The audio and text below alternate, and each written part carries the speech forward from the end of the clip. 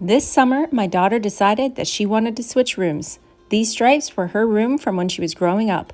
Let's change them into something new. I cleaned the walls, filled the holes, and sanded down those stripes. I wanted to add a beautiful crown molding to the walls. I sent the husband to Home Depot to get this wood. This is MDF board, so using MDF board is a much cheaper way of doing this than using plank wood. They actually cut the planks for me into 2.5-inch size planks.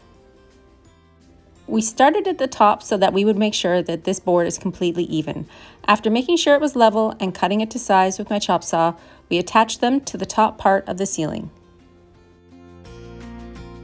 For this project, we used a nail gun and we also used liquid nails just to make sure that it was going to stick even if it wasn't adhered to a stud in the wall.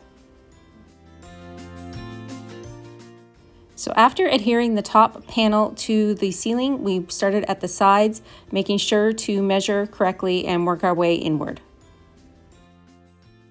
We then cut a panel so that we could use a marker panel to measure in between all of the boards. This is going to help us keep those boards even when we measured.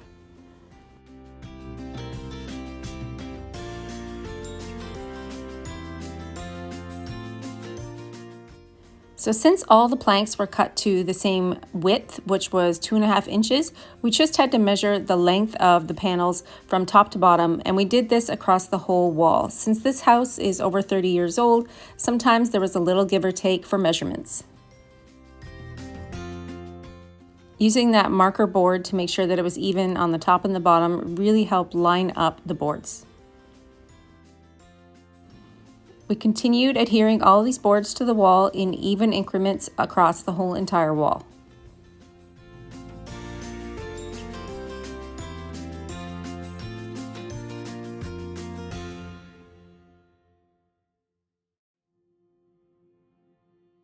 So I'm basing this wall on a video, a TikTok actually, that I saw a friend of mine do. If you follow Shay at the Flipped Piece on TikTok, she does these really cool coffered walls. And I have to give her credit because she does them all by herself. I totally needed help to do this job. I added a perfect square at the top just to do a panel across the top of the wall. This will all be painted white in white silk paint. We also added a small piece of trim to the top piece to kind of disguise that top edge and make the wall look finished. Now that the wall is done, it's time to fill in all those tiny nail holes. And let me tell you, there was a billion of them.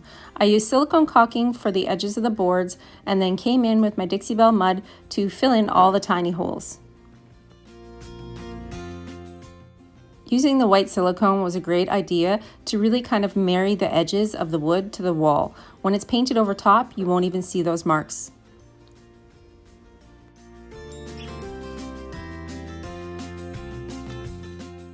After my mud has dried, I came in with my sander and sanded all of that mud down to flat. We probably used a little bit of an excessive amount of nails, but you know, we've never done this before. It was a work in progress.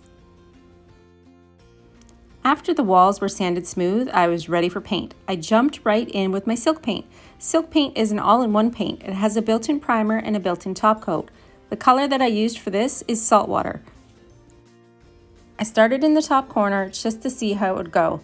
Now here is kind of where it went a bit downhill. I didn't really factor in that I should have painted the stripes or at least primed them before I put the darn boards in the wall.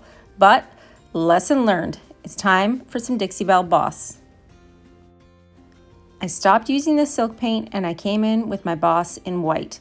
Applying the Boss in white was going to help me disguise those stripes just a little bit more before I came in with my silk paint. So this wall is approximately 10 feet by I guess about 8 feet tall, and I wanted to see how much silk paint it would really take. I used a brush and a small foam roller. It took at least 2 full coats of salt water to cover those darn stripes. I was really kicking myself in the pants by the end of this, really wishing that I would have primed them before I began. But when it was finished, boy oh boy, did it look good. So how much silk paint did I actually use for this project? 1 full 32-ounce container of silk paint, plus 1/4 of another 32 ounce. So overall, I feel like it used a lot less paint than regular wall paint. I think at the end of the day, I learned if I would have primed my walls with just plain white before I began, I would have used a lot less paint. So, what do you think? It looks pretty darn good. I'm not gonna say that it wasn't without a couple little love spats between my husband and I tend to be a DIYer that wants to do everything by herself, but listen, I cannot play with a nail gun. They kind of scare me a little bit, I'm not gonna lie. So I did need his help for this beautiful, beautiful wall. I'm super happy that I did this. I am very impressed with how the silk paint just glows on my wall. But this DIY project could be done in a weekend, and for around $100 bucks, I think it is a DIY do. You should totally try this.